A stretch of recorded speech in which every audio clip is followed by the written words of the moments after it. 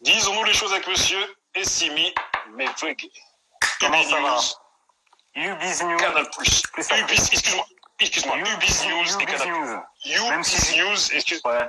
Même si je suis moins à Ubiz News parce que j'ai beaucoup de choses à faire, l'équipe à tourne, à Mauvais, j'ai un truc, il y a une véritablement une équipe qui, ça roule.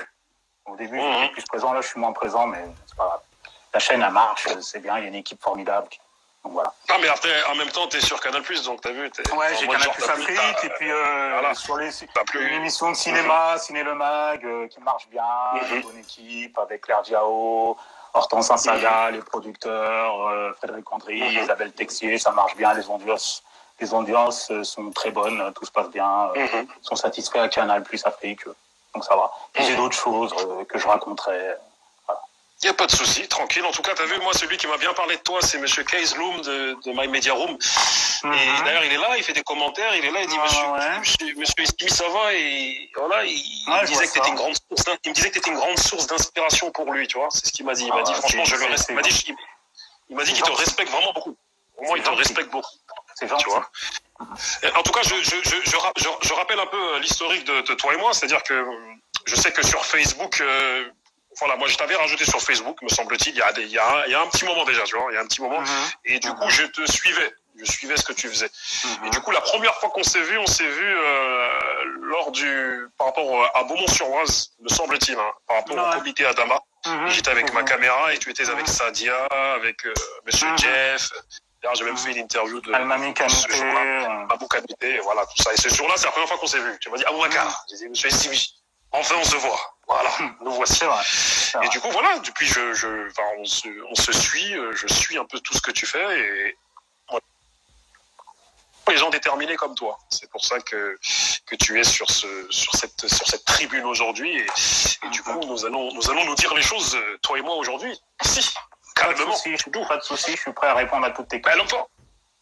L'homme déjà, t'as vu, il faudrait que tu nous dises, en fait, t'as vu, c'est une interview, mais en vérité, c'est une discussion. Nous, on est des gens des discussions. Voilà, on discute. Donc, t'as vu, moi, j'aimerais bien savoir déjà d'où tu viens, où tu as grandi, parce que je sais que voilà, les gens me l'ont dit, et toi-même, tu me l'as dit, que t'es issu de la province, t'es issu d'un autre milieu, et voilà, j'aimerais bien savoir un petit peu, voilà, d'où tu viens, où as-tu grandi. D'accord. Donc, j'ai 45 ans.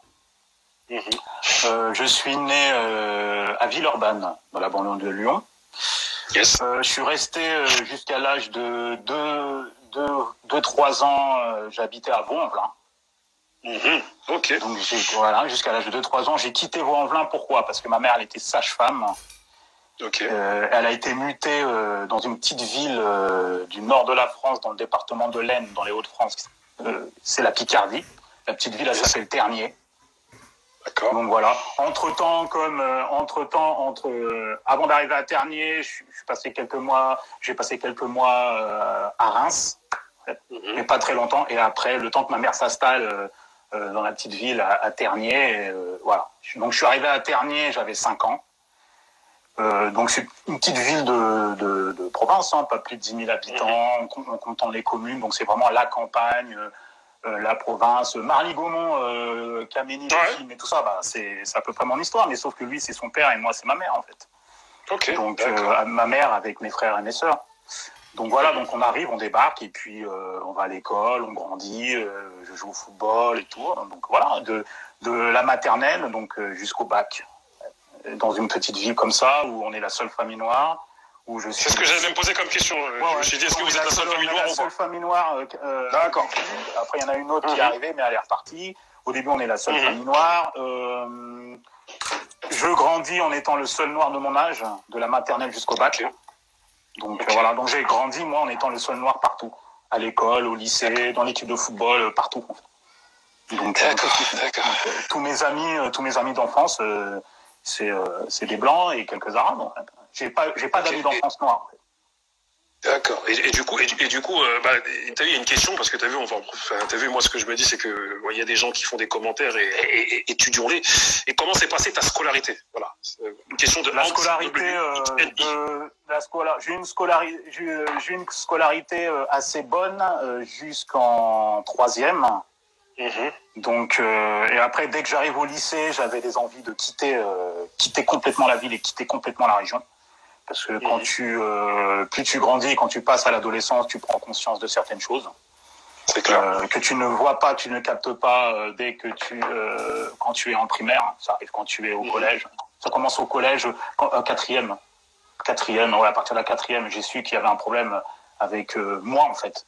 J'ai su, quand j'avais 13-14 ans, j'ai su qu'il y avait un problème, la difficulté d'être noir, en fait.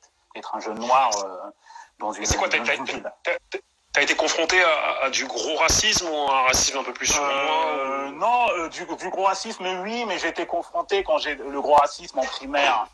C'est-à-dire, quand ma mère, elle arrive dans la petite ville, on est logé dans un appartement à côté, parce qu'elle est mutée dans une clinique. Donc voilà, c'est la sage-femme noire de la ville. Donc, tu vois, elle a fait tous les accouchements des habitants de cette ville. Donc ça veut dire que quand je me baladais dans la ville, on savait que c'était le fils de Marie-Thérèse, les enfants de Marie-Thérèse. Normal, on était les seuls noirs.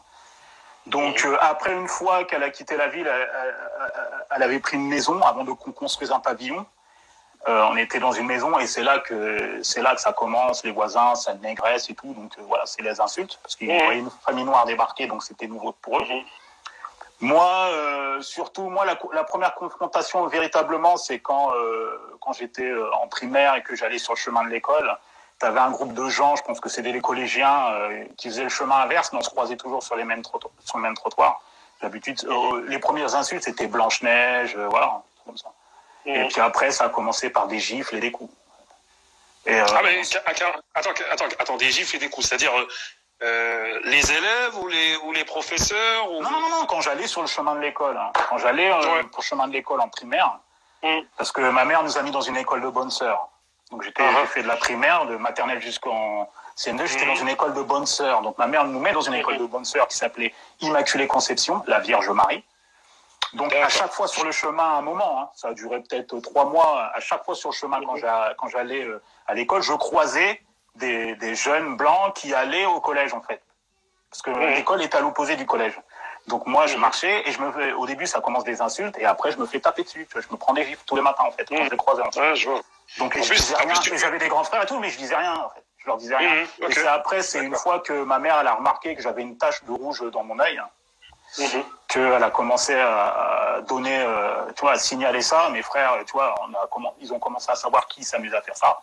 Et voilà. Et après, ils ont été voir les petits jeunes qui ont fait ça. Puis c'est expliqué. Et puis voilà, ils ont expliqué. Et puis donc voilà.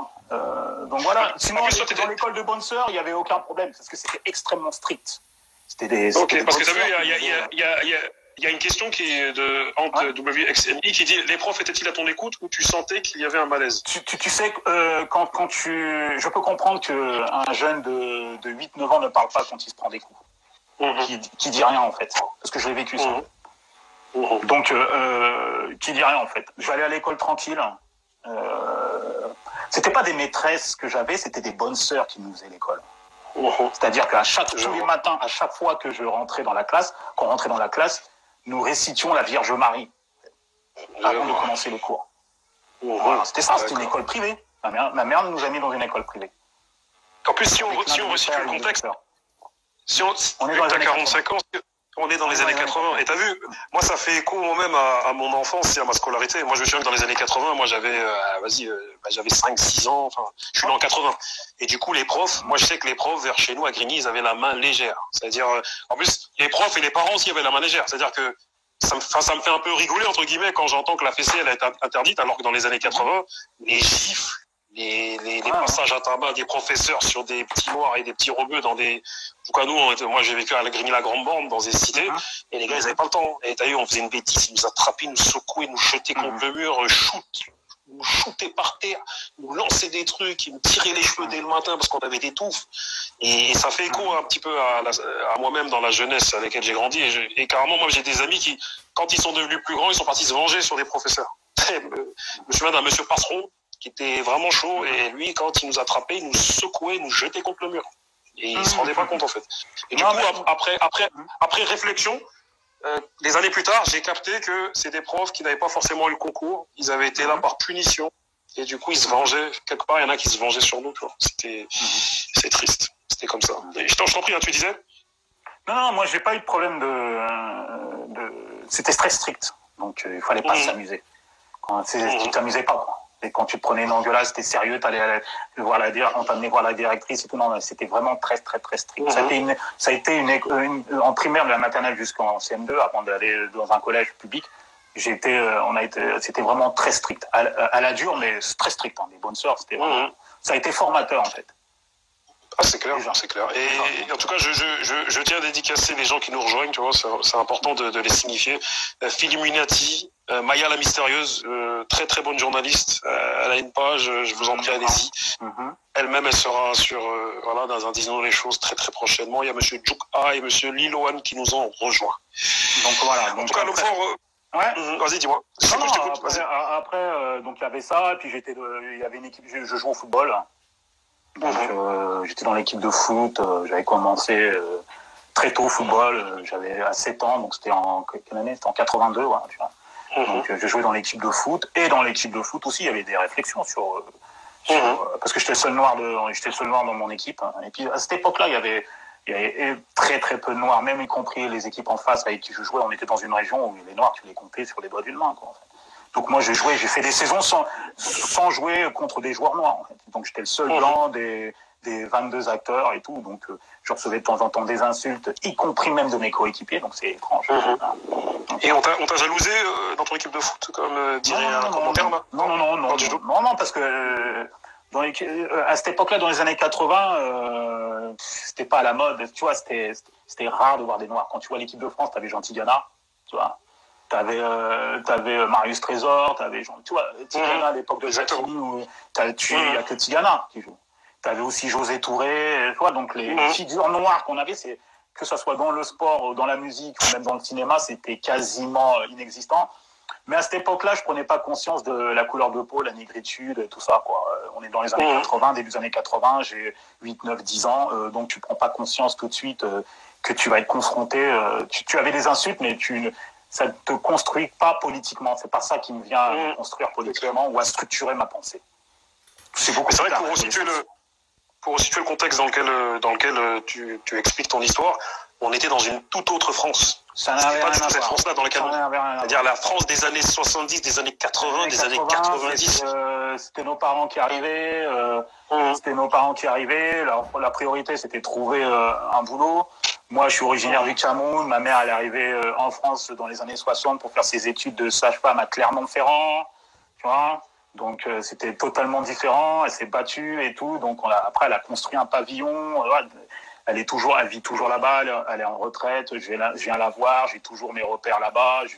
Je vais la voir de temps en temps. J'ai toujours ma chambre là-bas. Tu vois, on avait construit un grand pavillon. On a fait construire un grand pavillon. On s'est sacrifié pour construire un grand pavillon pour qu'on soit bien, quoi. Donc, j'ai jamais vécu en HLM. J'ai jamais vécu en cité. Je ne savais pas ce que c'était. Moi, j'ai pavillon, jardin. Tu ouvres ma chambre, t'as les vaches, t'as les fermes, t'as les prairies, t'as tout ça, quoi. C'est vraiment la campagne, la province, le fumier, les vaches, tout ça, je connais, les chèvres et tout ça. Ouais.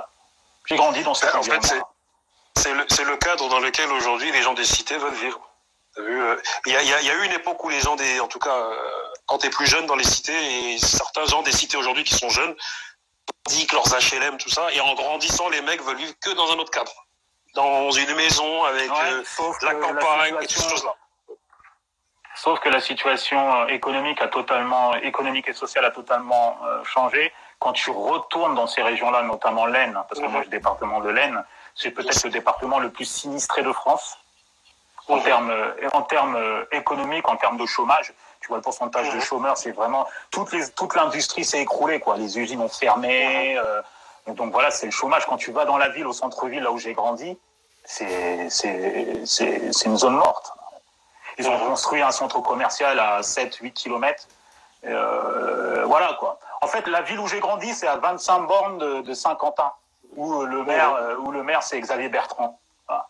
Ok, donc voilà, donc je suis à 25 km, c'est là où j'ai passé mon bac, tu vois, donc j'étais obligé de prendre le train, faire 25 bornes pour aller au lycée. Parce que il n'y avait pas de lycée dans ma vie, il n'y avait qu'un collège. Donc tu vois, c'est des régions où il n'y avait pas de bus, il n'y avait pas de, tu vois, donc on restait sur place pour sortir, j'avais pas de sortie. Mes seuls loisirs, c'était le football le dimanche et écouter de la musique, c'est tout. Pour rebondir sur le foot, il y a M. Kaisloum qui nous dit passionné de football, et pourquoi l'OM et pas l'OSC? C'est sa question. L'OS, c'est l'Olympique de Saint-Quentin, c'est ce qu'il veut dire? C'est ça. Non, l'OS. Non, l'OSC. Pourquoi pas le LOSC? Le LOSC, si tu veux. Voilà. Parce que déjà, l'OM, c'est pas venu. L'OM, c'est venu quand Tapi prend l'OM en 86. Avant, quand tu es jeune, tu supportes les équipes françaises qui marchent, en fait. Et il y avait Bordeaux qui marchait bien. Parce que j'aimais beaucoup Jean Tigana, donc qui jouait à Bordeaux. Il y avait un autre joueur que j'aimais beaucoup, mais qui jouait pas à Bordeaux, qui jouait à Nantes, c'était José Touré. C'était vraiment la grande star. Enfin, c'était vraiment la star. On l'appelait le Brésilien et tout, parce qu'il faisait des choses extraordinaires avec le ballon. L'OM, c'est venu, pourquoi? Parce que Tapi reprend l'OM, et après, il va chercher Joseph-Antoine Bell, le gardien du Cameroun, et il prend Michel Hela. Et là, c'est la folie, quoi. Là, on tombe tous dedans, on voit les résultats, et c'est à partir de 86, l'OM. J'ai 11 ans en 86. Donc, à partir de ce moment-là, tu vois, donc tu supportes l'OM. Et depuis, on supporte l'OM. La province, c'est la province. Moi, je suis un gars de province. Donc, voilà. Je ne pourrais jamais supporter le Paris Saint-Germain. C'est impossible. Les mecs de province qui supportent le PSG, de ma génération, tu ne vas pas en trouver beaucoup. Ok, d'accord. Mais en plus, je sais que le 9-3, la Saint-Denis, il y a beaucoup de supporters de l'OM. Si. Moi-même, j'ai mon gars de la bloc radio, là. Qu'on supporte le PSG. Je suis un mec de province. Je suis pas un mec de Paris. J'ai mon gars de la bloc radio m'a dit qu'il est un grand fervent supporter de l'OM, mon frère. Donc là, si t'entends là, il va dire je suis un mec de province, moi. Je suis pas un mec de Paris. Les mecs, ils disent mais tu vas à Paris, mais parce que tout est centralisé à Paris. Et sans Paris, je serais pas ce que je suis aujourd'hui. S'il y avait ça dans une autre ville, peut-être que je serais dans une autre ville. Si je pouvais faire ce que je fais dans une autre ville, peut-être que j'aurais fait. Mais non, j'étais un gros supporter de l'Olympique de Marseille. Bon, au début, il n'y avait pas la rivalité Paris-Marseille. La rivalité Paris-Marseille, elle a été construite au début des années 90 entre Bernard Tapie et Canal+ Michel Denisot. Mais sinon, avant, on supportait tous les clubs français qui étaient en Coupe d'Europe. Que ça soit le même PSG. Moi, j'aime bien aimer l'époque de Georges Weah. Georges Weah, j'ai adoré. Donc, j'avais, tu vois, quand le PSG, il y avait Georges Weah, voilà. Mais sinon, mon cœur, il est marseillais, mon sang est marseillais. Il y a Meyou77 qui dit moi j'ai supporté l'OM très jeune parce que le PSG renvoyait une image raciste. Qu'en penses-tu? Oui, le Code de Boulogne. Tu sais, dans ma famille, j'ai un de mes frères qui est fan du Paris Saint-Germain. Mais lui, depuis le début, de l'époque de Safet Suzic et tout, de Mustapha Daleb et tout, oui, depuis le début. Mais après, le Code de Boulogne, a fait très très mal. Je me rappelle d'un match contre l'OM en 93, quand l'OM, juste après avoir gagné la Ligue des Champions, bat Paris Saint-Germain au Vélodrome. Il y avait des supporters du Paris Saint-Germain qui lancent des fumigènes en direction des supporters de l'OM. Donc c'est là qu'après, les supporters de l'OM quittent leur place, il y a eu une baston en dehors du stade. Oui, non, mais c'était chaud, le Code de Boulogne. Mais maintenant, ça a changé. Il y a Case qui dit Essimi, Mewege et Omar Sy, supporters de l'OM, ça me fait du mal. Non, mais moi, je suis un mec de province. Les mecs de province, ils ne vont pas supporter. Tu trouveras très peu de gens qui vont supporter Paris Saint-Germain. Surtout dans le côté du Nord. Côté du Nord. Il y a monsieur Monga WXNI qui nous dit je reviens un peu plus tard. En tout cas, force aux compatriotes Essimi. Merci. Il est de chez toi. On se partagera un ndolé. Il faut nous partager aussi à nous. Moi, c'est le ramadan, mais après, rien à couper, il faut nous partager ça aussi. En tout cas, il y a pas mal de gens qui nous rejoignent. Il y a May qui nous a rejoint, Mister Groove qui nous a rejoint aussi. Donc, c'est pas mal. Et du coup, ton adolescence, comment s'est déroulé un peu ton adolescence? Alors, quand j'arrive au collège, là, on passe en public. Donc, sur les conseils de mon grand frère Amobé, qui travaille à France 24, TV5, Monde, qui est le patron de You Business TV, qui fait plein de choses. Et je pense qu'il y a certaines personnes qui doivent le. L'option pour en 6e en langue, je ne prends pas l'anglais sur ses conseils, je prends l'allemand. Parce qu'il m'a dit, parce que lui, il a pris l'allemand en première langue, donc il m'a dit que si tu prends l'allemand, tu vas être dans une bonne classe. Et j'ai pris l'allemand, et effectivement, je suis tombé dans une bonne classe. Donc c'est une classe où ça travaille et tout, où c'est sérieux, quoi. Dans un collège public, pas privé. Mais Dès la 6e, tu prends l'allemand, on te regarde autrement, tu vois. On se dit, oh là là, ceux qui prennent l'allemand, au collège, on nous regardait, on disait, ah ouais, ça c'est les petits, c'est les intellos et tout ça. Donc voilà, donc je prends l'allemand, je me passionne pour l'allemand. Je trouvais que c'était une langue extraordinaire, incroyable. J'étais très bon en allemand. J'avais une prof d'allemand qui était ma prof de français aussi, qui m'a incité à travailler et tout sur le français, l'allemand. J'étais vraiment très très bon en allemand. Donc là, à ce moment-là, musicalement, je suis dans la funk parce que j'ai des grands frères qui écoutent de la funk. Là, on se détermine musicalement en fait. Avant le collège, bon, on tombe Michael Jackson et l'album Thriller. C'est cet album-là qui me fait connaître la culture afro-américaine. Dès que Thriller sort, le clip Billie Jean, Beat It et surtout Thriller.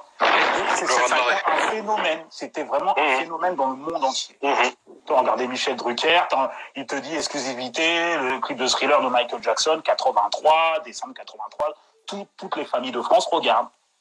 Donc c'est là-dessus. Donc mon oncle nous achète l'album et je découvre toute la culture musicale avec ça. Donc après la funk, bon il y a eu l'époque HIP HOP Sydney et tout ça. Donc déjà donc au collège, bon je suis plutôt funk et tout, mais c'était en contraste avec ce que écoutaient les autres élèves. Parce qu'il faut savoir dans les années 80, la pop était dirigée Madonna, les Bapous quoi, George Michael. La New Wave, les Jason Donovan, les Rick Astley, tu sais, les productions Rick Stock, Aiken, Waterman, pour ceux qui connaissent, qui dominaient les charts dans les années 80. Et puis après la pop blanche, le rock, le U2, tout ça. Donc moi j'étais dans une ville de rock en fait. Et donc 6e, 5e, 6e ça va, 5e ça commence à être chaud pour ma pomme. 4e c'est le changement radical. 4e changement radical. Changement. Tu as quoi? Tu prends conscience qu'il y a des problèmes en fait. Tu prends conscience que tu es un noir en fait. Chose que je prenais pas véritablement conscience. Tu prends conscience de ton identité et tu commences à réfléchir, tu commences à penser, l'adolescence et tu t'enfermes. Et en plus, en ce moment-là, quand je suis en troisième, le rap explose. C'est en 89, donc 88, 89, le rap explose. Moi, j'étais plutôt New Jack, mais Public Enemy, je découvre Public Enemy, je découvre LL Cool J, je découvre tous les artistes de Def Jam, et là, c'est parti. Là, c'est le renfermement total jusqu'au bac. Tu vois. Okay. Et un groupe comme Public Enemy a structuré ma pensée. Ceux qui m'ont dit, il faut être fier d'être noir, il faut pas en avoir peur, c'est bien d'être noir. Tu vois, et quand tu as 14-15 ans, tu structures ta pensée par rapport à ça, et tu t'intéresses à la culture hip-hop, tu t'intéresses au discours politique, et tu découvres. Tu lis, tu fais carrément, tu t'isoles à peu près de tout ce que les autres à l'époque écoutent. Donc, tu vois. Donc moi, à un moment, en 4e, 3e, j'étais New Jack Swing, hip-hop, rap américain. Ok. Et du coup, lorsque tu es arrivé au lycée, tu as suivi quelle filière au lycée après l'époque du collège? Filière économique, bac B, économique et sociale. Voilà. Ça a été difficile, très difficile. J'ai redoublé ma seconde, j'ai changé plusieurs fois de lycée. Pas parce que j'avais un mauvais comportement. Mais c'était une crise identitaire en fait. J'étais toujours présent en cours, j'ai jamais séché, j'étais pas turbulent. Mais c'était une crise identitaire en fait. Il fallait absolument que je m'en aille, que je monte sur Paris, parce qu'il faut savoir qu'à chaque fois, quand j'étais au collège et au lycée, à chaque fois qu'il y avait les vacances, je montais sur Paris, parce que mon frère était animateur de radio, 80 les premières radios, Tabala FM. Ensuite, il a enchaîné avec Média Tropical. Donc j'allais le voir. Il avait une émission de hip-hop, une des premières émissions de hip-hop, c'était les mercredis, tous les après-midi. Il a reçu tout le monde, le ministère Hammer, les Negma, tout le monde. Donc moi, je venais de province quand c'était les vacances, donc je venais le voir et tout. Donc j'enregistrais la musique sur cassette, je repartais en province.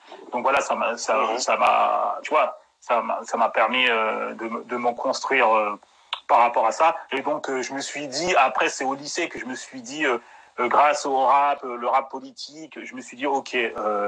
J'ai envie d'être dedans, mais pas être un artiste, mais plutôt raconter cette histoire, raconter ma passion. Donc, le moyen de raconter la passion, c'est le journalisme, Donc, et comme je lisais beaucoup de magazines à l'époque, fin des années 80, parce que mes frères lisaient beaucoup de magazines des afro-américains comme Ebony Magazine, Essence Magazine. Allô. Tu m'entends plus?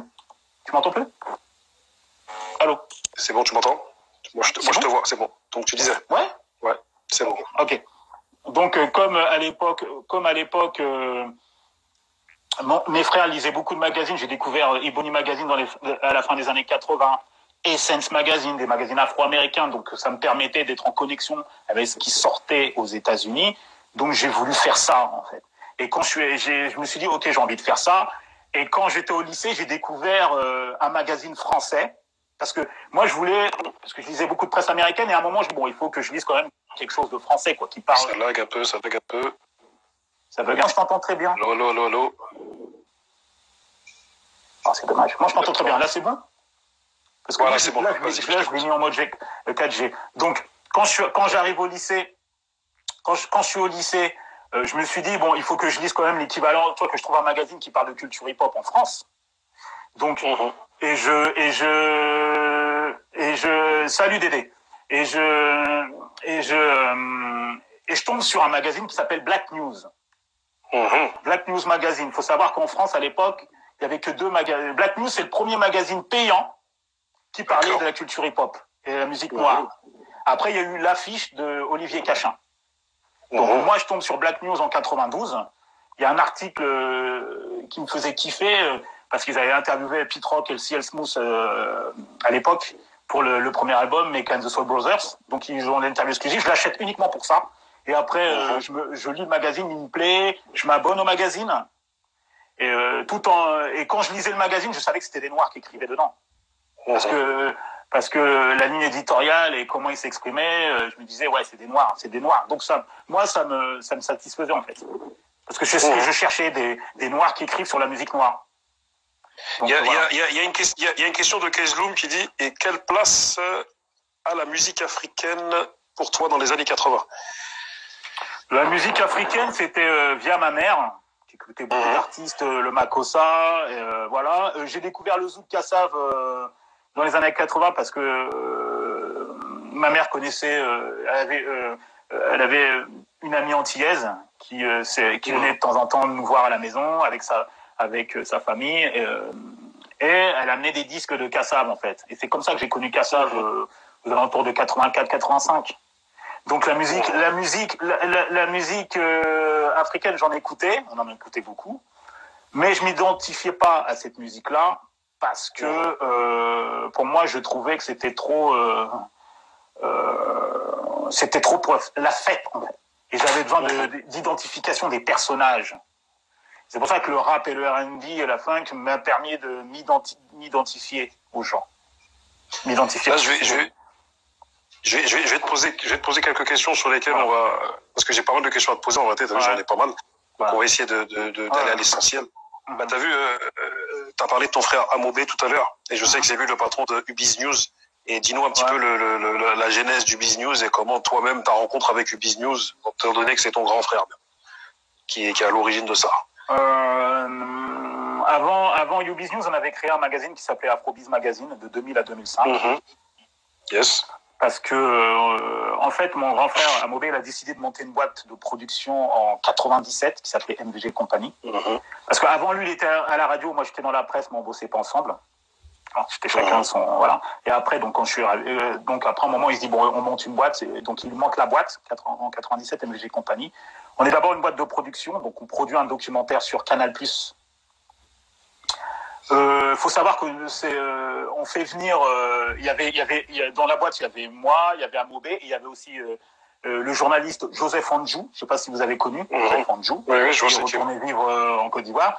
Joseph Andjou entre à Canal+ en tant que journaliste. Donc par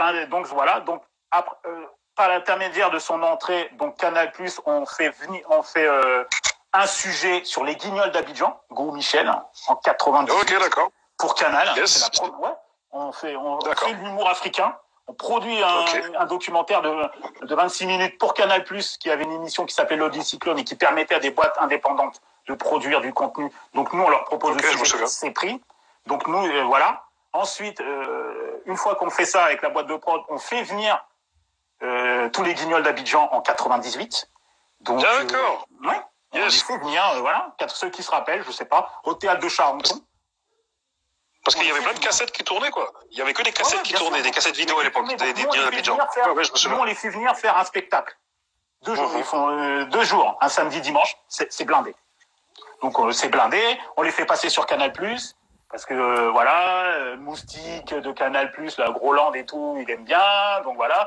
Les Guignols aussi de Canal, les Bruno Gassio, tout ça, voilà, ils aiment bien, donc on fait on fait la promo et ils passent donc voilà, c'est plein pendant 2 jours. On les fait revenir en 2000 et on met tu vois, Stomy Bugsy, on apprend qu'il est fan, donc on le met en rencontre avec lui. C'est à partir de cette rencontre-là qu'il fait son clip Black Pig Fada où vous voyez pour la première fois Bou dans un clip de rap en France. C'est parce que voilà, c'est nous qui avons organisé cette rencontre-là. Donc à la suite de ça, donc on était une boîte de prod, on était consultant pour Canal+, sur toutes les questions concernant l'Afrique. D'accord. Et du coup, Canal+ Afrique. Non. Non, même pas. Non, là c'était Canal+ France. Canal+ Afrique, ça arrive, voilà. Ça c'était pour la France. Mais quand ils avaient besoin de quelque chose sur des sujets sur l'Afrique, on était consultants, ils nous consultaient. Donc à la suite de ça, donc on crée Afrobiz Magazine, un magazine afro de culture et de société qui dure un bimestriel qui dure 5 ans, de 2000 à 2005. D'accord. Donc voilà, donc avec mon frère. Entre-temps, il bossait à RFI et à MCM Africa. Jusqu'en 2010, il quitte 2010 aux alentours de là, il quitte RFI. Donc après, il décide qu'il va créer une chaîne de télé. Donc il lance un site internet, UBiz News TV, sur le site internet, une web TV qui dure pas très longtemps, mais qui nous permet de faire des tests, un peu voir comment ça se passe et tout. Donc moi, je travaille sur les contenus des programmes, parce que c'est ma spécialité de travailler sur les contenus des programmes. Ensuite, avant de lancer UBiz News TV, le bouquet Canal+ accepte de nous prendre. Mais dans un premier temps, nous, on demande à être diffusé uniquement sur le continent africain. Le bouquet Canal+, donc voilà, le bouquet Canal+, qui était déjà sur l'Afrique. Nous, on décide, avant d'arriver en France, de faire le lancement sur l'Afrique. Et voilà, c'est comme ça que l'aventure démarre. Et puis maintenant, UBiz News est en France. On a fusionné avec une chaîne antillaise qui s'appelle Emo 5 TV. Donc c'est pour ça que tu vois Emo 5 TV, c'est une chaîne antillaise. Ça fait qu'on est maintenant sur le continent africain, en France et dans la Caraïbe. D'accord, voilà. Magnifique. D'accord. Et en tout cas, je tiens à remercier tous ceux qui nous ont rejoints depuis. Je vais les citer. Il y a monsieur Frédéric Candré qui nous a rejoint. Obscène qui nous a rejoint. Frédéric Andry, c'est le producteur de l'émission Ciné le Mag, qui est diffusée sur Canal+ Afrique. Voilà, c'est une très belle émission, très bien produit, une très belle ambiance. Donc voilà, c'est le producteur avec Isabelle Texier. Ils sont 2. C'est un couple. Donc c'est eux qui produisent l'émission et qui fait que voilà le public africain regarde l'une des rares émissions où on parle, on critique les films, les séries, les films qui sortent dans les salles Canal Olympia, les films qui sont diffusés sur la chaîne Canal+ Afrique. Ça fait 1 an et demi que l'émission est lancée. C'est un gros succès d'audience. On est tous contents. Ça se passe très bien. Voilà. Bah, du coup, tu as répondu à une question que j'allais te poser. T'as vu, j'allais te poser la question. Est-ce qu'ils vous donnent les moyens nécessaires pour travailler le fond de vos émissions? Parce qu'on sait que l'audience africaine est juste l'une des audiences les plus grandes, tu vois, au monde. Et où est-ce que c'est juste... C'est 4 millions d'abonnés. C'est 4 millions d'abonnés. Donc c'est là où le groupe Canal+ a le plus d'abonnés. Ensuite, concernant la fabrication de l'émission, ça va, on se bat, ça va bien. Frédéric Andry, il se bat. Ça va, c'est-à-dire qu'ils vous donnent les moyens nécessaires et c'est pas juste pour toucher l'Afrique, ça va, c'est les moyens, voilà, vous bénéficiez d'un bon cadre et de... Oui, bien sûr, on enregistre tous les moyens mis en œuvre. Alors, on enregistre à CNews. Donc le studio est à côté, on enregistre à CNews, le studio il est à côté de l'Info du Vrai d'Yves Calvi. Et on bénéficie tous des mêmes techniciens que toutes les émissions de Canal+. D'accord. Il n'y a pas de département Afrique avec ces techniciens. Non, c'est tout le monde logé à la même enseigne. C'est-à-dire que les mêmes maquilleux, c'est-à-dire qu'en salle de maquillage, je peux croiser Éric Zemmour. Je peux croiser Pascal Praud. On est tous logés à la même enseigne. Laurence Ferrari, Yves Calvi. On est tous logés à la même enseigne. Oui, je croise Éric Zemmour dans les couloirs. Ouais, c'est ce que j'allais te dire. Alors Pascal Praud, c'est un pro dans ce qu'il fait, c'est un pro. C'est un pro, c'est un concept total, Pascal Praud. Je sais pas. Franchement, je te le dis, je sais pas ce qu'il fout. Je sais pas ce qu'il fout là, mais quoi qu'il en soit, il y a de l'audience. Il provoque de l'audience. Mais voilà. C'est mon avis et l'avis de pas mal de gens. C'est un concept, Pascal Praud. Mais il me fait rire, Pascal Praud, pour moi, c'est un humoriste, Pascal Praud. Ça a été déjà un journaliste de football. Ça a été un journaliste de football à Téléfoot. Allô, ça lag un peu? Ouais, attends. Allô. Voilà, c'est bon, ça revient. Allô. Ah ouais. D'accord. Bon,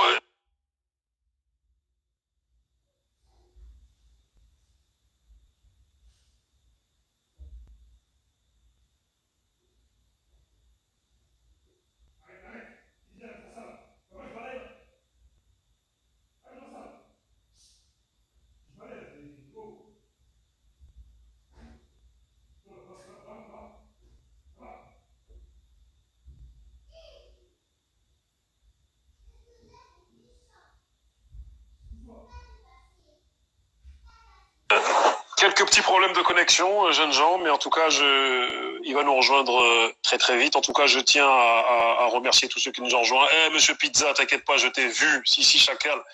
Si, Salam, mon frère. J'espère que t'es tranquille, bien dans un endroit tranquille. On va pas étaler, hein, mais voilà. Tu vois, fais pas de bêtises. Monsieur Essimi nous rejoint. Monsieur Rudy Kazi aussi est là. Je reprends Monsieur Essimi.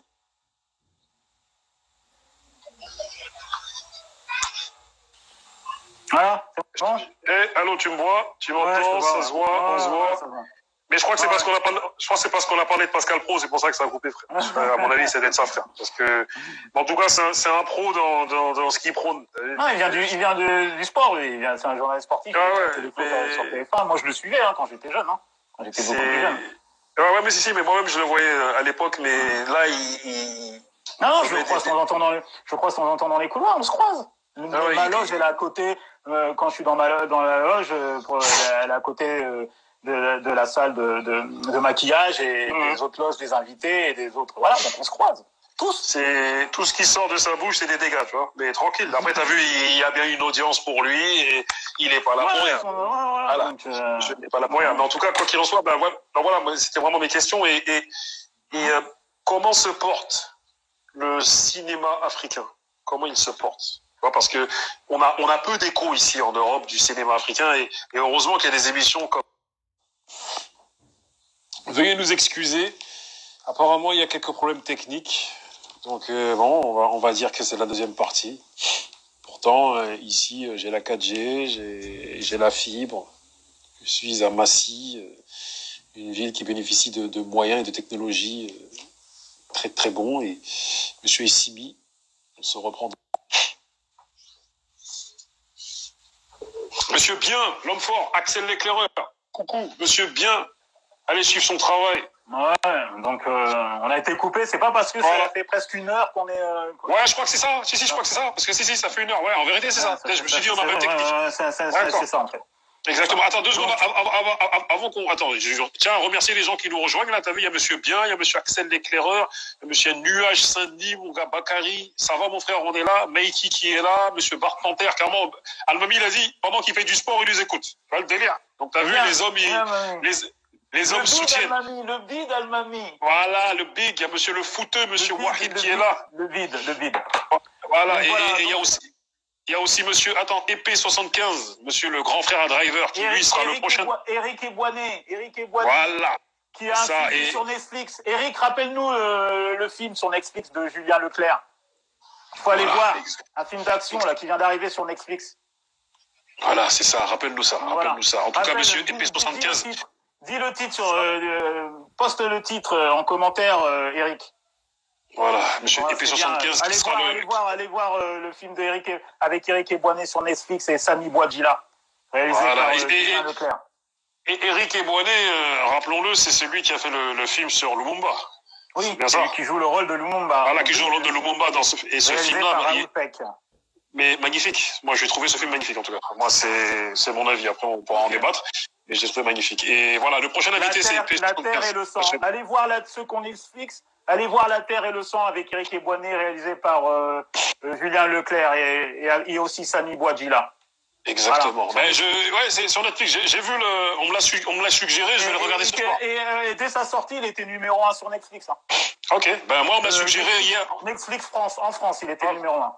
Magnifique. Moi, on me l'a suggéré hier et je me suis dit, je vais aller le regarder parce que monsieur Éric Eboigné, qui en plus nous suit là, monsieur Éric Eboigné, sachez que vous êtes un grand acteur, monsieur. Sachez-le. Et j'aimerais bien vous recevoir un jour, car vous êtes un grand acteur. Et moi, lorsque j'ai vu Lumumba et pas mal de votre filmographie, je me suis dit, cet homme est un grand acteur. Ouais, il faut aller voir La Terre et le sang sur Netflix. Exactement.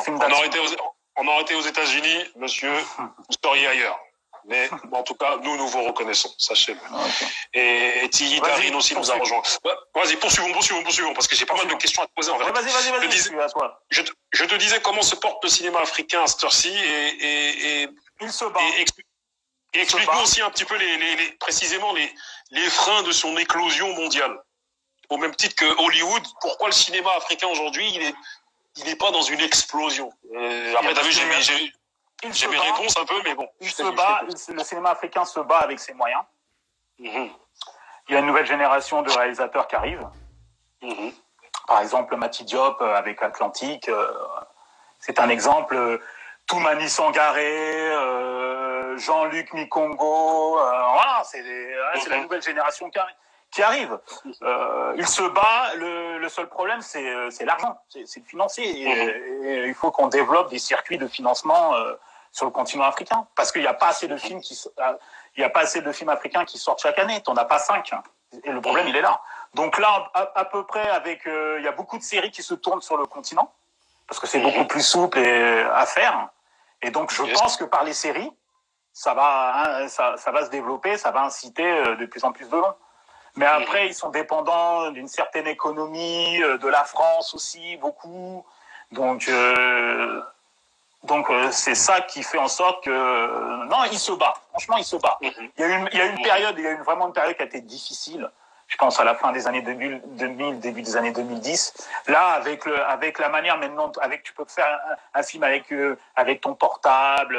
Voilà, avec le digital à démocratiser. Il y a beaucoup de réalisateurs. Moi, je reçois beaucoup de messages. Il y a beaucoup de jeunes Africains qui font des cours, qui se débrouillent, qui se battent. Donc voilà, je pense qu'il a un très très bel avenir. Mais les freins est-ce que tu as repéré des freins au même titre que, tu sais, je mets ça en parallèle avec le développement de l'Afrique, tu vois. On sait qu'il y a des freins de l'Afrique. On sait qu'il y a des freins au développement. Sur des questions sur est-ce que c'est premièrement, c'est des questions financières. Est-ce qu'il y a une volonté à ce que il y a une volonté, est-ce qu'il y a une volonté à ce que le cinéma africain n'émerge pas au même titre que... Non, là, tu peux plus, là. Avec les plateformes Netflix. Faut savoir que Netflix, pour l'instant, s'accapare le marché anglophone africain. C'est-à-dire qu'ils prennent tous les films de Nigeria, tout Nollywood. Ils sont en train de construire un véritable catalogue pour l'instant, sur Nollywood. Ils ont même ouvert un bureau au Nigeria, Netflix. Donc, ils prennent tout le marché de Nollywood et du cinéma africain anglophone. Nous, en France, c'est pas pareil. En fait, pour ceux qui pour le francophone, c'est pas la même chose. C'est pas encore... En fait, pour ceux qui ne le savaient pas, t'as vu, j'allais te poser la question, quel est le pays en tête de liste au niveau du cinéma africain, mais bon, tu viens de répondre à la question. C'est Nollywood. C'est Nollywood. C'est Nollywood. C'est le deuxième producteur de films au monde, deuxième ou troisième. Donc c'est Nollywood. Et en plus, Netflix a compris. Ils sont en train de se construire un énorme catalogue. Vous allez sur Netflix, vous tapez Nollywood, vous allez voir tous les films, tous les gros succès. Okay. Ils signent tous les gros talents. D'accord. Après, sur le marché francophone, c'est différent pour l'instant. Donc, c'est beaucoup dépendant des chaînes de télé locales, et Canal+ Afrique, TV5, Orange. Aussi. Donc voilà, ça se construit petit à petit, mais il y a énormément de talent. Yes. Là, je le vois quand je fais l'émission, je vois beaucoup de talent. Il y a Monsieur Fred Hart qui nous a rejoint. Il y a aussi Monsieur Comoros Vibe qui nous a rejoint. Monsieur Éric Bonnet, je suis vraiment ravi que vous soyez sur ce live parce que nous vous respectons beaucoup. Présence africaine nous a rejoint aussi. Smiley 93T nous a rejoint aussi. Donc c'est magnifique. Il y a du beau monde là. T'as vu ma prochaine question, c'est tu as fait une campagne de levée de fonds. Oui.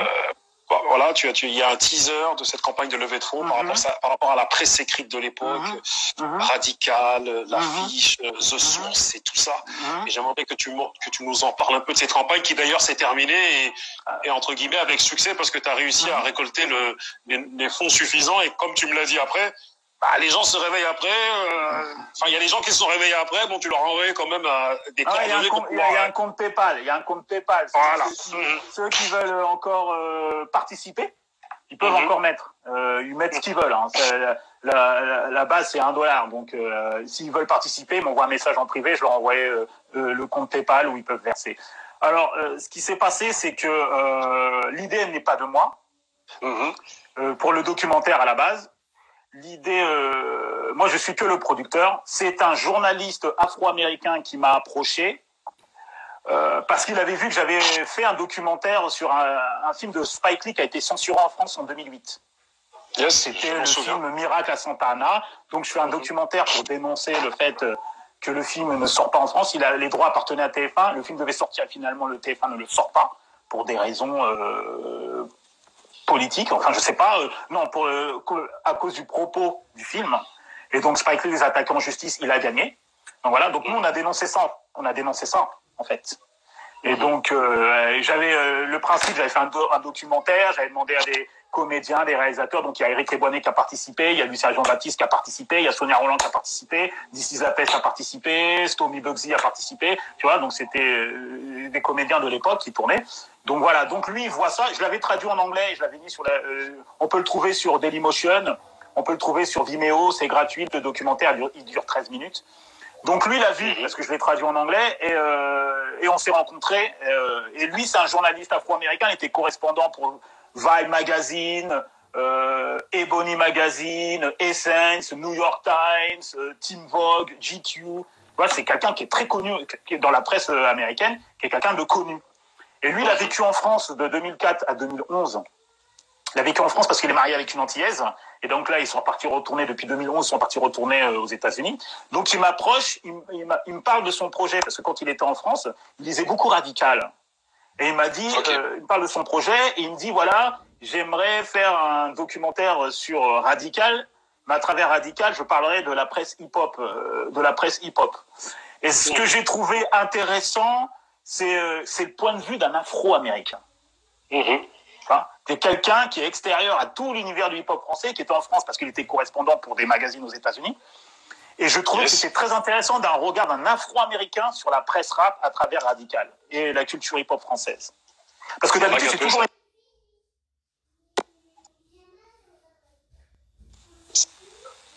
Ça va ? Je n'ai pas entendu ce que tu as dit car ça a lagué un peu. Tu disais ? Ouais, je disais que d'habitude c'est toujours des journalistes français de la culture hip-hop qui sont venus faire les reportages sur les Américains. Et là c'était l'inverse. Et son point de vue m'intéressait. Si c'était un journaliste français, je l'aurais pas fait. Ça ne m'intéressait pas.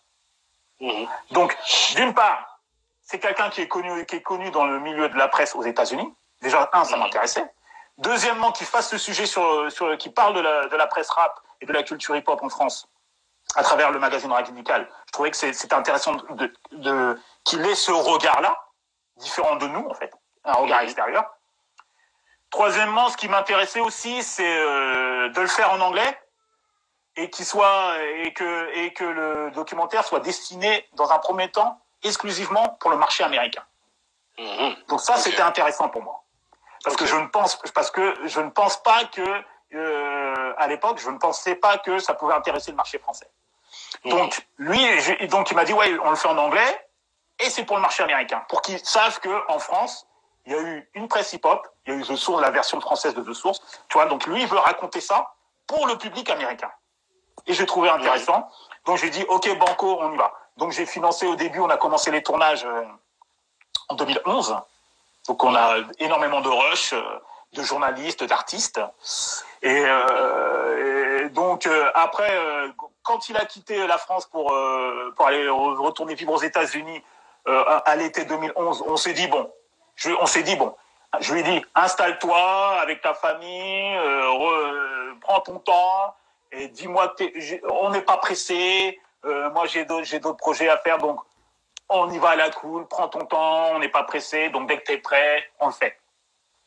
Donc, et il y a quelques mois, il m'a appelé, il a dit ok, on est prêt. Donc on avait financé, j'ai financé le documentaire à 90%. Donc il nous restait à peu près il nous fallait il nous manquait de l'argent pour la post-prod, certaines prises de vue, et on doit faire encore 3-4 interviews en France, aux États-Unis. Okay. Donc c'est pour ça qu'on lance le crowdfunding sur Quickstarter en anglais, avec le teaser en anglais. Pour Quickstarter, c'est intéressant, c'est une plateforme de crowdfunding, de levée de fonds mondiale. C'est-à-dire que ça touche tout le mondial, ça touche toute la planète, contrairement à Kiss Kiss Bang Bang qui est beaucoup plus francophone, et voilà. Donc comme nous on est en anglais et comme je voulais avoir une certaine garantie, parce que je sais que les Américains, le public américain a cette capacité à faire des levées de fonds, donc à faire des dons. Donc c'est pour ça qu'on a fait en anglais sur une plateforme américaine, Quickstarter et tout. Donc on lance le 5 mars. Donc quand on lance le 5 mars, il n'y a pas de question de confinement, pas de question de coronavirus, confinement où tout s'arrête. Donc voilà, donc on lance le 5 mars et on tombe en plein confinement à la mi-mars. Et c'est là qu'on panique un peu quand même, parce qu'à un moment on a eu personne qui mettait de l'argent. Et puis tout d'un coup ça a décollé dans les 15 derniers jours. Ça a décollé et puis on demandait $25,000 et à ce jour on a reçu 26 100 $. Magnifique, voilà. Très bien. Il y a M. Almami qui nous dit Essimi n'aime pas les Français. C'est ce que Almami nous dit. Essimi n'aime pas les Français. Non, je pense qu'en France il y a un mépris de la culture hip-hop, de la culture urbaine. C'est-à-dire que elle est regardée d'une manière péjorative, c'est-à-dire que c'est une culture de racaille, c'est une culture de racaille, de culture de cité, de racaille. Donc c'est pour ça qu'il n'y a pas des gros investisseurs en dehors de l'aspect hip-hop, c'est-à-dire les maisons de disques, qui financent. Il n'y a pas de marque, des grosses marques en dehors. Il n'y a pas des grosses marques qui financent le rap. Il n'y a pas de parfum. Il n'y a pas d'industrie automobile. Il n'y a pas d'industrie agroalimentaire comme aux États-Unis qui viennent mettre de l'argent, qui misent de l'argent sur le rap. Il n'y a pas de mécénat. Donc à partir de ce moment-là, quand tu fais ce constat-là, tu te dis que financièrement, la culture hip-hop française n'est pas rentable financièrement. Mais pourtant, en gros, c'est pas rentable. Mais pourtant, c'est la musique la plus écoutée en France et dans le monde aujourd'hui.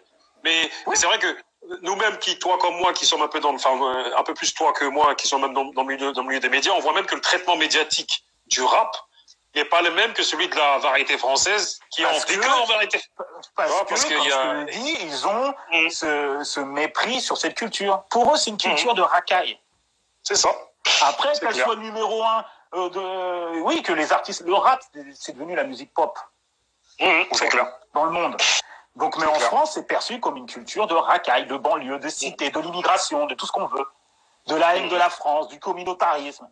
Donc, donc à partir de cette image, à partir du moment où, en France, tu véhicules cette image-là, et je pense aussi qu'il y a une petite, infime part de responsabilité des acteurs de cette culture, qui ont contribué aussi, qui continuent à contribuer. La surenchère, tout ça. Cette image-là. La surenchère, tout ça. Ça ne donne pas que des investisseurs viennent dans la culture hip-hop en France. Mais Simi, quand même, il y a quelques artistes comme Esprit Noir qui collaborent avec des grandes marques. Il y a Mohamed Squal avec Lacoste. Il y a PNL à la Fashion Week. Mais ça, c'est récent, ça. C'est pas ce que je dis. C'est tout récent. C'est tout récent. C'est récent, mais ça ne suffit pas. En fait. Ça ne suffit pas. Ça ne suffit pas à développer une véritable industrie qui fut un moment où, à la fin des années 90, il y a eu de l'argent dans le rap. Il y a eu beaucoup de labels. Le meilleur exemple, c'est Sectora. Le Sectora, oui, c'est clair. 4 millions de disques vendus, des labels, des marques de fringues associées à Mohamed Dia qui explosent grâce aux artistes du Sectora. Il y a eu de l'argent. Il y a eu de l'argent dans le rap. Il y a eu de l'argent. Mais c'était une économie qui restait quand même fragile parce que c'était de l'argent, c'était de l'autofinancement. Ils s'autofinançaient en fait. C'était grâce au succès du rap qui passait à la radio à Skyrock, ça n'a pas attiré d'autres investisseurs en dehors du rap. Et c'est ça qu'il fallait. Tu vois, tu vois pas Bernard Arnault poser avec Kenzie. Ouais, c'est clair. C'est des images comme ça qu'il aurait fallu. Des entrepreneurs qui disent, OK, nous, le gars, il pèse, je pèse, c'est bien cette association-là, on développe. C'est ça qui manque. T'as vu, à Bernard Arnault, lui, il va te dire, non, je fais pas, je fais rien avec les rappeurs français, mais tu vas le voir avec A$AP Rocky, tu le vois avec Rihanna, tu vois, c'est le truc. Parce que Rihanna, elle, c'est quelqu'un qui, son image a dépassé la culture noire américaine, même rap, parce qu'elle est finie chez Def Jam. Elle, c'est devenue de la star pop et elle ramène des millions de followers. Mais l'équivalent en France, normalement, la personne qui devrait avoir, en termes d'image, en termes d'impact, qui devrait s'associer, tu vois, qui aurait dû avoir un peu comme Jay-Z, tout, c'est Booba. Booba aurait pu être cet artiste-là. Et il y en a d'autres. Ouais, Gims aussi. Ouais, Gims. Non, mais Gims, c'est beaucoup plus, oui, Gims. Ouais, mais Gims, ouais, c'est beaucoup plus, c'est la nouvelle variété, en fait. Et même Gims, je trouve que Gims. Je pas. C'est de la folie, ça. Pourquoi tu dis? Il se. C'est pas du toucher là. Putain, là, c'est là, ça rejoint. Le rap politique. C'est un journaliste qui était prêt, on le fait. Le rap, normalement, Gims, voilà. C'est le public d'avoir des contrats publicitaires, Optique 2000 comme Johnny Hallyday, des annonceurs qui n'ont rien à voir avec sa musique investissent sur lui, des marques de sport investissent sur lui, une marque de...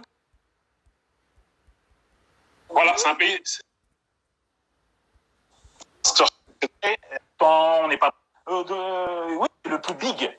Donc normalement, Gims, voilà, c'est le plus big d'avoir des contrats publicitaires, Optique 2000 comme Johnny Hallyday, des annonceurs qui n'ont rien à voir...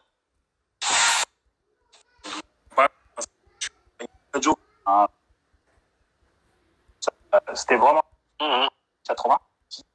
Le meilleur en contrat. Sur Hollywood. Et lui, c'est un journaliste afro-américain. Et on le fait. C'est devenu la musique pop. C'est clair. Dans le monde. Donc, mais en France, c'est perçu comme une culture de racaille, de banlieue, de cité, de l'immigration, de tout ce qu'on veut.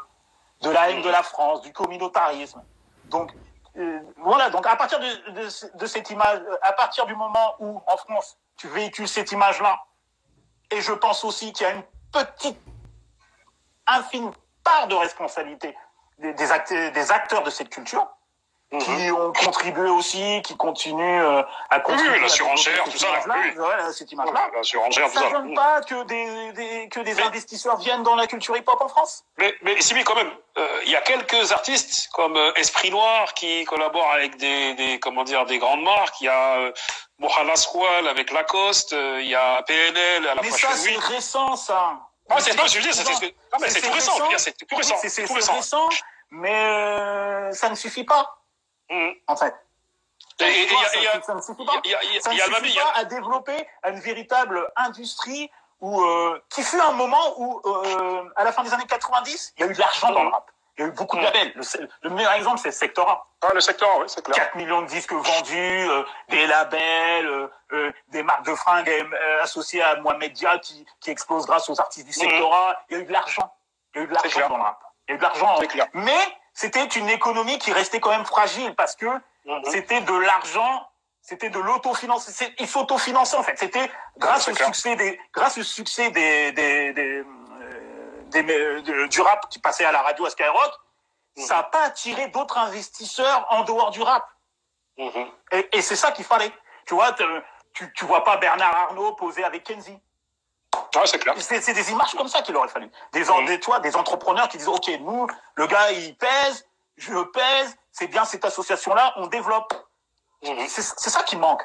T'as vu, à Bernard Arnault, lui, il va te dire, non, je fais pas, je fais rien avec les rappeurs français, mais tu vas le voir avec A$AP Rocky, tu le vois avec Rihanna, tu vois, c'est le truc. Parce que Rihanna, elle, c'est quelqu'un qui, son image a dépassé la culture noire américaine, même rap, parce qu'elle est finie chez Def Jam. Elle, c'est devenue de la star pop et elle ramène des millions de followers. Mais l'équivalent en France, normalement, la personne qui devrait avoir, en termes d'image, en termes d'impact, qui devrait s'associer, tu vois, qui aurait dû avoir un peu comme Jay-Z, tout, c'est Booba. Booba aurait pu être cet artiste-là. Et il y en a d'autres. Ouais, Gims aussi. Gims. Ouais, Gims. Non, mais Gims, c'est beaucoup plus... oui, Gims. Ouais, mais Gims, ouais, c'est beaucoup plus... c'est la nouvelle variété, en fait. Et même Gims, je trouve qu'il est encore pas exploité à sa juste valeur. Parce que normalement, c'est le plus big. Donc, normalement, Gims, voilà, c'est le plus big d'avoir des contrats publicitaires, Optique 2000 comme Johnny Hallyday, des annonceurs qui n'ont rien à voir avec sa musique investissent sur lui, des marques de sport investissent sur lui, une marque de parfum investit sur lui, on devrait le voir par 4 dans le métro, puisque lui, il fait vendre. Oui, mais comme l'image de la culture urbaine n'a pas cette image-là, eh ben, il y a personne. Le rap, en fait, reste dans sa niche. Ouais, c'est ça. Mais ce qui est fort, c'est que même un mec comme Nekfeu, qui vend pas mal de disques aussi, tu vois, qui est pas fort, qui est blanc, qui est blanc en plus. Noir. Donc, voilà. Et pareil, ça reste, comme tu dis, ça reste une niche. Même si lui, oui, ça reste, même si lui, il a quelques ouvertures cinématographiques, même lui, tu vois, il reste dans sa niche. Et le problème, il est là. Mais ce qui est paradoxal, c'est que on parle de niche d'une musique qui est la plus écoutée en France. C'est-à-dire que c'est paradoxal. C'est-à-dire que oui, mais c'est niche qui a une mauvaise image. Voilà, c'est ça. Et il y a le Mami qui dit qu'il n'y a que le profit économique de la musique qui intéresse la France. C'est ce qu'il dit. Non, parce que sinon, ils disent... Non, c'est en termes d'image. Lacoste s'y met maintenant, parce que je ne sais pas ce qui se passe, il y a peut-être une nouvelle génération en termes de ceux qui gèrent la communication à Lacoste, voilà. Mais dans les années... Ça lag un peu, ça lag. Allô? On bouge pas. Yes. Dans les années 80... Non, c'est parce que il faut que je recharge. Dans les années 90, il y avait un groupe comme Arsenic qui s'habillait comme Lacoste, et Lacoste avait refusé de ils ont refusé, total. Ah oui. Mais maintenant, il a accepté d'habiller Mohala Squall. Ouais, alors peut-être parce que les équipes ont changé. Peut-être qu'il y a quelqu'un qui kiffe le rap et qui se dit bon, il faut qu'on renouvelle notre image de Lacoste. C'est un truc bourgeois à l'époque, blanc. On veut pas s'associer. Clairement, ils voulaient pas s'associer au rap parce que c'était une musique de racaille. Ah ouais, c'est ça. Donc une musique de racaille qui vient d'une population qui est très très mal considérée comme pas considérée, exactement, et tout ce qui va avec. Insécurité, voilà, c'est ça. Attends, je tiens à saluer les gens qui nous ont rejoints là, parce que c'est important de les saluer, parce que ils nous suivent. Il y a le chroniqueur du gouffre, Asso 94, 94e rue, Mini Tyson, Monsieur Barpenter qui est toujours là. Je respire, Almami, qu'est-ce qu'il raconte, lui? Il est là, t'inquiète, il est là. Il y a Essama Nation qui a dit c'est de la faute des acteurs de ce mouvement. Il y a la chronique du gouffre qui dit... Pas forcément. Il y a la chronique du gouffre qui dit, dans le fond, c'est vrai, c'est une culture de quartier de racaille, c'est ce qu'elle dit, la chronique du gouffre, qui est devenue mondiale. Il y a Maya la Mystérieuse qui nous suit, il y a Miyagi. Il y a Claire Diao qui vient d'arriver, Claire. Voilà, il y a Madi Génial qui nous a rejoint, il y a Kifsa, qui je vous incite à aller sur leur page Instagram, car Kifsa sont spécialistes dans le bissap. Voilà, la boisson qui vient de chez moi, là, du Sénégal et du Mali, et tout ça, là, et qui vient encore plus d'Afrique encore, tu vois. Donc, allez sur son page. Et comme tu dis, il y a Claire Diao. Est-ce que tu peux nous parler un peu d'elle? Parce que tu fais l'émission avec elle, là-bas, là. Alors, Claire Diao, elle est journaliste, critique de cinéma, et plus spécialisée sur le cinéma africain. Elle distribue des films. Elle est multifonction. C'est la présentatrice de l'émission Ciné Le Mag. Elle est chroniqueuse aussi dans l'émission Le Cercle, présentée par Augustin Trapenard. C'est sur le cinéma africain, il n'y a pas mieux qu'elle. Il n'y a pas mieux qu'elle. Moi, je la suis depuis un petit moment et je tiens à lui dire en direct. Même moi, j'apprends. C'est ça. Sur le cinéma africain, avec toi, j'apprends tous les jours. Même moi, j'apprends. Je tiens à lui dire en direct que madame, vous êtes très compétente, très forte. Et on vous aura tous sur un plateau, tous ensemble, les quatre. Dédé et Sama Nation, c'est un live de hipster. Oui. Il y a monsieur Virginie qui nous a rejoint, monsieur Madi Génial de Blocote aussi, Linda, 1105, Monica Lova, il y a qui encore, Claire Diao qui est là, et voilà, et Sama Nation, et voilà. Mais quoi qu'il en soit, mon ami, t'as vu, toi et moi, toi et moi, on est des vrais Africains, on parle beaucoup. Et t'as vu, j'ai pas mal de questions à te poser, et il faut vraiment que toi et moi, on arrive à l'essentiel. Parce qu'il faut qu'on arrive à l'essentiel. Il faut qu'on écoute. Faut qu'on arrive à écourter nos impressions. Parce que sinon, frère, on est là jusqu'à 20h. On est là jusqu'à 20h. Ok. Voilà, donc il y a monsieur Davy Kili qui nous a rejoint aussi. Et voilà, moi je voulais te parler un peu de... Attends 2 secondes. Voilà, la presse écrite, c'est ça. Que penses-tu de ce documentaire sur la fac Paris 8 de Pascal Tessot? Que penses-tu de ce documentaire de Arte là, qui est paru il y a quelques temps? T'en penses quoi de ça? Tous les documentaires qui se fait sur la culture hip-hop, c'est une très bonne chose parce que ça laisse une trace pour les générations à venir. Je ne critiquerai jamais les documentaires qui se font sur la culture hip-hop française. Parce que justement, on en a besoin, parce qu'on a très peu. Des images d'archives, de la production qui permettent aux jeunes dans 30-40 ans, afin de savoir c'était quoi le hip-hop français à la fin des années 80, début des années 90. Les premiers rappeurs, comment la culture hip-hop en France s'est développée. C'est bien. Moi, j'ai regardé le documentaire, c'était passionnant. Ah, franchement, moi, il m'a passionné. Hein. T'as vu, en plus, dedans, on voit notre gars Driver, qui est le prof de la récré. Moi, j'étais à Paris 8. Hein. Moi, j'étais à la fac à Paris 8. Paris 8, oui. Donc, on voit, non, c'est une très bonne... Tout document qui permet de laisser une trace sur la culture hip-hop française, c'est important. Même si moi, je suis distant du rap français depuis le début des années 2000. J'ai pris mes distances. Et pourquoi t'as pris tes distances avec ce rap français, dis-moi? Parce que c'est devenu une musique essentiellement pour teenagers qui ne me parle plus. Ça me parle plus. Et j'ai trouvé que ils ont trop cédé à la politique de Skyrock. Okay. Quelqu'un comme Booba, d'autres artistes t'ont montré qu'on n'a pas besoin forcément de Skyrock pour réussir. Skyrock, c'est bien. Bounou, il fait son boulot. Il est là pour vendre de la musique, pour faire de l'audience. Moi, j'en veux pas. C'est pas Bounou. Moi, j'en veux pas à Bounou ou à Fred Musa.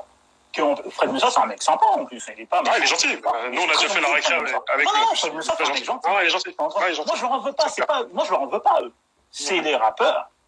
C'est à eux de se dire, OK, on veut plus, donc on se développe, on essaie de trouver une autre alternative à Skyrock. Et c'est possible. Booba et d'autres artistes l'ont montré. Parce que quand tu peux pas critiquer Skyrock, et quand Skyrock, à un moment, fait une pétition pour avoir plus de fréquences en France, et ben, t'as une grande majorité du rap français qui signe plus de fréquences pour Skyrock. Tu te rappelles de ça? Oui, je me souviens. C'était à la fin des années 90. Et, tu vois, tout le monde a signé. Donc, tu peux pas cracher dans la soupe. Parce que tu peux pas cracher dans la soupe. Non. Donc moi, Skyrock, j'ai rien à leur dire. Ils font, c'est un entrepreneur. Il est là pour faire du business audience. Voilà.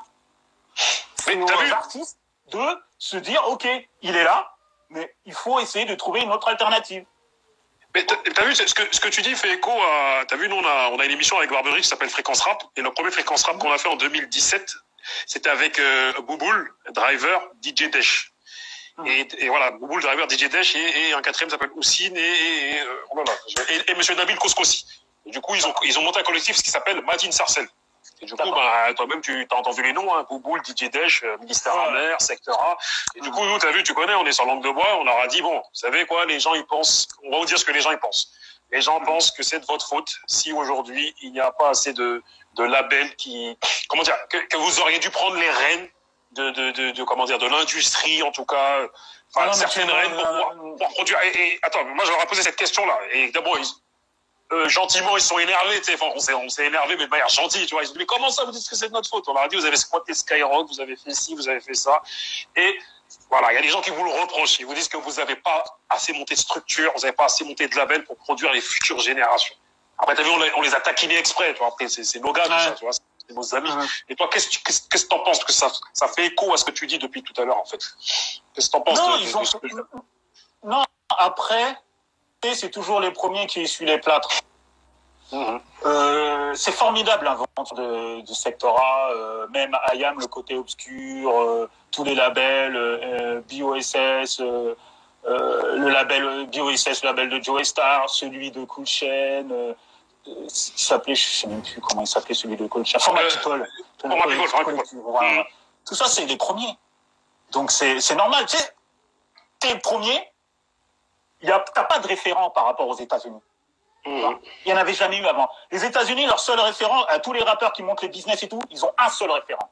c'est Berry Gordy de la Motown.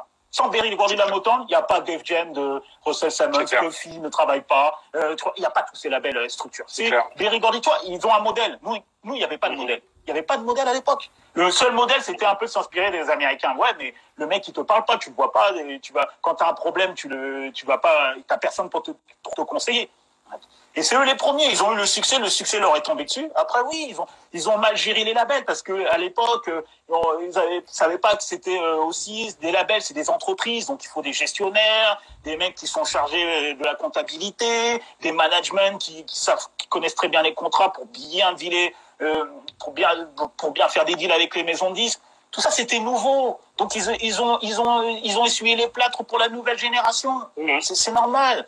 Donc voilà, c'est pas à ce niveau-là que moi c'est pas à ce niveau-là que je leur en veux.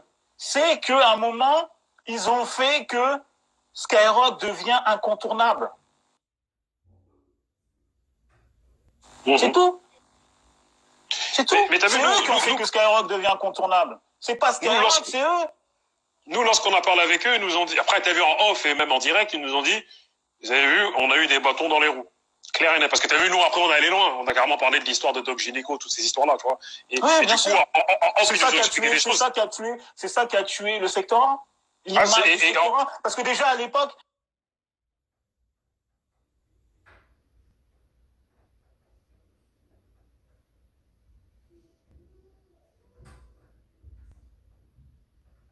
l'image du rap français, c'est toujours, racaille. L'image du rap français, c'était racaille. Donc, il y a un success story du sectorat. Kenzie, il était en train de dealer avec Canal+ pour lancer sa chaîne. Et au moment, il y a la polémique avec Doc Gynéco. C'est mort. Terminé, ça s'arrête là. L'image, oui, histoire de chèque en blanc, il est parti, c'est fini. Ils attendaient que c'est fini. Moi, quand j'ai vu ça, j'étais journaliste à l'époque. C'est terminé. Non, c'est clair. Après, t'as vu. Ça a été la suite. Gynéco quitte Kenzie, quitte le sectorat et tout. Et voilà. Or, c'était l'artiste phare du sectorat.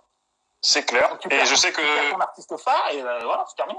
Je sais que Driver dans une interview Tonton Marcel, les interviews confinées, quand Tonton Marcel lui parle du fait que comment ça se fait que dans l'industrie de la musique, il n'y a pas des rappeurs de l'époque qui sont placés, lui il a été clair et il a dit c'est des racistes. Il a été clair et net et ça fait écho un petit peu à ce qu'on se dit là. Oui, mais il y a du racisme en tout cas, tu vois. Oui, bien sûr, mais parce que mais l'industrie de la musique est contrôlée par des blancs en France. Non mais attends, j'ai l'impression que les gens ils découvrent la lune, donc ils placent.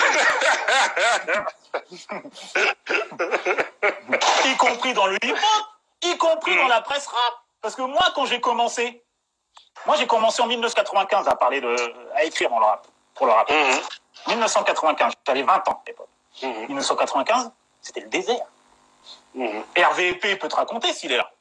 Combien il y avait de journalistes noirs? Combien il y avait de femmes noires qui écrivaient à l'époque dans la presse rap? Zéro. Combien il y avait de journalistes noirs? C'était très peu. C'était que des blancs qui écrivent sur le rap, qui montaient leur magazine, les grooves, les RER et tout ce qui arrive, l'affiche. Combien de journalistes noirs? Combien de journalistes noirs de l'époque continuent à être journalistes aujourd'hui? Combien? Où sont-ils? Qui bouffe aujourd'hui qui bouffe aujourd'hui sur la culture hip-hop? Qui sont les animateurs stars de la culture hip-hop? Combien tu vois de noirs? Combien? Exact. Voilà, vous avez la réponse. Après, il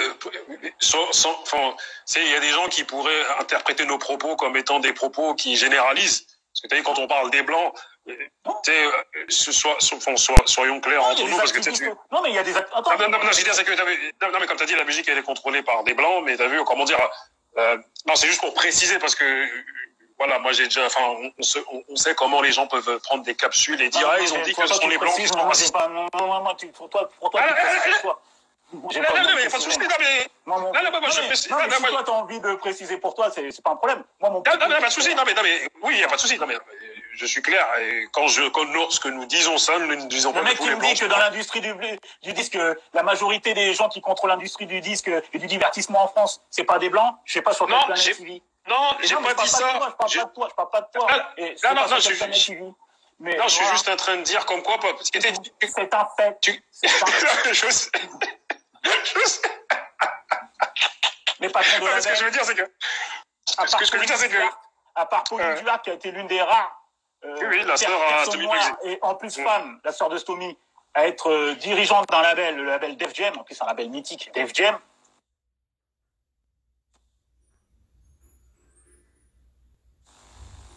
C'est comme Pape Diouf pour le foot, comme Pape Diouf pour le football. C'est clair. C'est clair. Non, c'est juste que c'est des faits, c'est un constat, c'est des faits. Je suis juste en train de préciser le fait qu'on ne va pas se blaguer dans tous les domaines dans lesquels nous évoluons dans cette société. C'est contrôlé par des blancs parce que on vit dans un pays majoritairement blanc aussi. Voilà, la chose, c'est quoi? C'est que de toute manière, voilà, c'est démographique. Voilà, c'est un pays majoritairement blanc. C'est-à-dire que la plus grande communauté. De confession chrétienne. Ouais, voilà, chrétienne, la plus grande communauté. Alors peut-être que ça pourra changer. Peut-être que ça pourra changer dans les décennies à venir, mais pour l'instant, en instant T, c'est ça.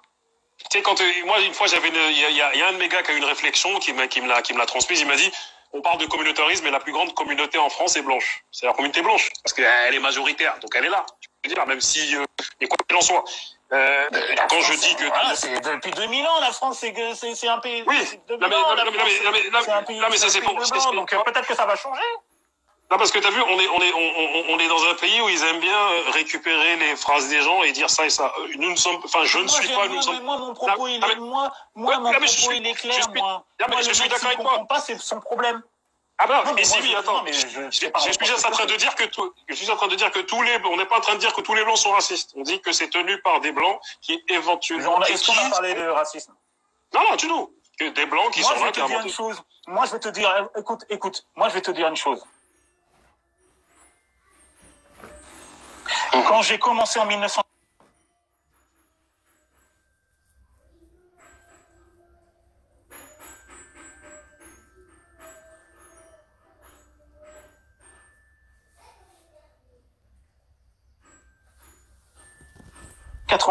en 1995 dans la presse française, dans le rap,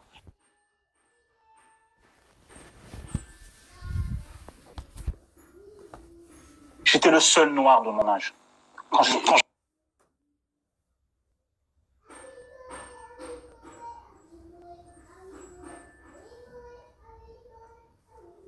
j'arrivais. Il y avait quelques journalistes noirs, les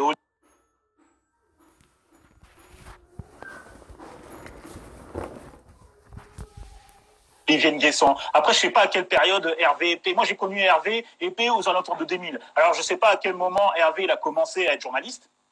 Mais moi, quand j'ai commencé où en France?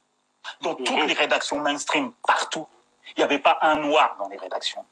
À la télévision, tu avais Charlie Nestor pour le Hit Machine. Tu avais Mousse Diouf pour Julie Lescaut et tu avais Pépita pour l'émission de jeu Pyramide. C'est tout. Je me souviens. Il n'y avait pas de journaliste noir à l'époque. C'était zéro. Et ce qui a fait le changement, c'est le collectif Égalité, avec Calix Beyala et Luc Santellois, quand ils ont dit, fin des années 90, maintenant, il faut de la diversité dans les médias. Mais sinon, avant, il y avait zéro. Les seuls noirs journalistes que tu voyais, ils bossaient pour RFI, ou alors la presse, entre guillemets, communautaire, la presse antillaise, la presse africaine, Africa numéro 1, c'est tout. Mais on parle des médias, parce qu'on est obligé de faire ces médias-là pour pouvoir exister. Moi, je travaillais dans un média dirigé par un noir, qui s'appelait Elia Wamian, Black News, où la majorité des journalistes, ils avaient 10 ans, 10-15 ans de plus que moi, c'était des noirs. Voilà. Mais s'il n'y avait pas ce média-là, j'aurais travaillé où, moi? Je serais parti travailler où? J'aurais commencé à écrire où? Où pour le rap, sur le rap? Où? L'affiche. Moi, l'affiche d'Olivier Cachin, et pourtant c'est quelqu'un que j'apprécie, Olivier. Moi, à l'époque, je me reconnaissais pas dans l'affiche. Parce que il n'y avait pas ces positions. Moi, je voulais le point de vue de noirs, des journalistes noirs, sur la société française, sur la musique. Que je voyais dans la presse noire américaine, je voulais l'équivalent en France. Mais de toute manière, il n'y avait que Black News qui pouvait me donner ça. Et en dehors de Black News, il y avait zéro. Quand Groove arrive, quand RER arrive, RAP arrive, la majorité, c'est de journalistes blancs. Oui, mais c'est un état de fait, on peut se blaguer. La chose que ça, c'est un fait. Dans les médias mainstream. Oui, mais alors pourquoi pourquoi ça ne choque personne quand on dit à l'époque, dans les médias, télé, radio, presse écrite et cinéma. La majorité, c'est blanc, ça pose problème. Oui, mais ça pose pas de problème quand on dit ça. Mais quand on dit que la majorité dans l'industrie du divertissement et dans la musique en France, et même dans le rap, ceux qui à la tête des maisons de disques, William Edor, là, de Rec 118, je crois. Je sais pas s'il est toujours là-bas, William. C'est l'un des rares, mais William, c'est un activiste, un Nouvelle Donne et tout. Donc lui, il a évolué, je l'ai évolué. Hein. Donc ouais, il y a William, c'est tout. Mais en dehors de toute manière, quand tu fais le tour des maisons de disques, mon gars, t'as pas voilà. On va pas se blaguer. Le propos de Driver était clair et net. Ce sont des racistes. Non, la chose c'est que et de toute manière, ce manque de représentativité de noirs ou de maghrébins ou d'indiens dans tous les milieux qui constituent ce pays ou même ce monde, ça révèle du racisme. C'est clair et net. Et comment ça, il y a du mépris, il y a du racisme. Il y a du mépris, il y a du racisme. Il y a du racisme. Il y a l'inconscient qui se blague ici. Parce que c'est dur, on se coopte entre nous, on met nos potes, on met des gens qui sont proches de nous, tout ça. Bien sûr. Clair. Il y a un peu où il y a tout ça.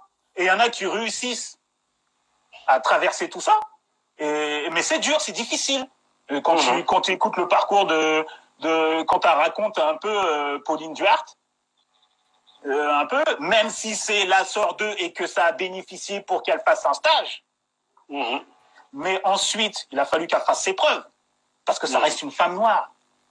Donc voilà, dans une industrie où elle était minoritaire. Donc tu vois. Il y a une question d'Almabi, tu vois, qui dit comme quoi, d'ailleurs, Essimi, penses-tu que la communauté noire existe économiquement parlant? Alors, je vais répondre très clairement à ça. Alors, au début des années 2000,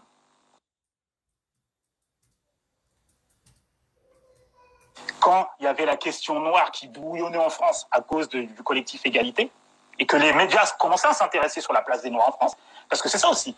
Au début des années 2000, l'impact de la revendication des Noirs pour une meilleure diversité a fait réfléchir sur la représentativité, sur les quartiers populaires.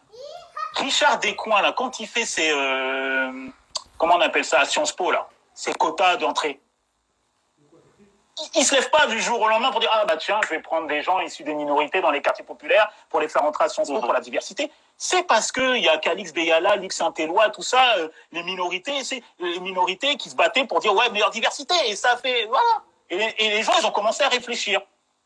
Donc, il y a eu une étude qui était sortie à l'époque dans Marianne, le Marianne de l'époque, hein, pas le Marianne d'aujourd'hui, le Marianne de l'époque dirigé par Jean-François Kahn, qui a essayé de donner des estimations concernant la communauté noire vivant en France. On apprenait que, en termes de nationalité, les Noirs les plus nombreux en France, ce sont les Maliens. Exactement, c'est ça. Ah, une forte communauté, ce sont les Maliens. Dans ce dossier-là, il faisait des estimations de Mali. Il disait que les Noirs, la communauté la plus précaire sur le plan du logement, ce sont les Noirs. Sur le plan de l'emploi, ce sont les Noirs. Donc, quand tu fais cette analyse-là, tu te dis que le pouvoir d'achat des Noirs n'est pas énorme. Puisqu'ils sont les plus précaires en termes de logement et en termes d'emploi. Donc, tu te dis que ce n'est pas énorme. Donc, voilà. Non, le pouvoir... Voilà. Mais est-ce que regarde, j'ai une question à te poser. En plus, c'est une question qui fait un parallèle aussi avec le cinéma. Quand on voit des films comme Hors la loi, Indigène, par Jamel Debbouze, Roche Dizem, et voilà, tout ce collectif, est-ce qu'il n'y a pas des exemples à prendre par rapport à la manière dont eux, ils s'y prennent pour ne serait-ce que réaliser leurs films, et ne serait-ce que s'organiser dans leur communauté? Et je te parle vraiment de la communauté maghrébine à laquelle pour le cinéma, que ce soit pour le cinéma ou que ce soit pour même tout autre domaine, dans le commerce et toutes ces choses-là. Oui. Est-ce que les Noirs ne devraient pas prendre exemple sur un peu la communauté maghrébine avec laquelle moi-même que je côtoie, que je grandis? Déjà, l'histoire entre les Noirs, les Maghrébins et les Noirs n'ont pas la même histoire. C'est clair. On n'a pas le même rapport avec la France. L'histoire, on n'a pas le même rapport. Ensuite, dans le cinéma, on a des réalisateurs et des producteurs noirs maintenant aujourd'hui. Donc eux, ils peuvent faire le nécessaire. Après, il faut poser la question s'ils en ont envie. C'est aussi simple que ça. Mais regarde, t'as vu, je vais te faire une comparaison. Clairement, c'est des questions que je comptais pas te poser, mais j'y pense tout de suite et en fait, j'y avais pensé déjà à l'époque. T'as vu, je t'ai cité des films produits par des Maghrébins, nés en France ou pas, voilà, indigènes, hors la loi. Je sais que lorsque Casse Départ est sorti, il y a pas mal de Noirs, notamment des Noirs entiers, qui étaient énervés contre ce film. Parce qu'ils disaient que... Il n'y a pas que des Noirs, il n'y a pas que des Noirs entiers. Il n'y a pas que des Noirs entiers. Attends, je n'ai pas aimé le film. Donc, attends, laisse-moi finir. Laisse-moi finir. Attends 2 secondes, laisse-moi finir. Moi, c'est ces Renois qui m'ont parlé. Ils m'ont dit, regarde, à côté, nos frères maghrébins, ils te font des films sérieux sur leur histoire. Et d'un autre côté, lorsque nous, on évoque notre histoire, c'est sur un prisme de l'humour, sur le prisme de l'humour. C'est sur un ton de l'humour. Et ils n'étaient pas d'accord avec ça. Ils disaient qu'à un moment donné, est-ce qu'il serait pas temps de sortir des films sérieux sur l'histoire africaine, sur l'histoire de oui, mais pour qu'il y ait ça, il faut de plus en plus de producteurs et de scénaristes et de réalisateurs. Quand ils seront dans ces secteurs de métier, tu verras le changement. Tant qu'il n'y a pas de producteurs noirs, surtout les producteurs et des scénaristes noirs, tu ne verras pas le changement. C'est aussi simple que ça.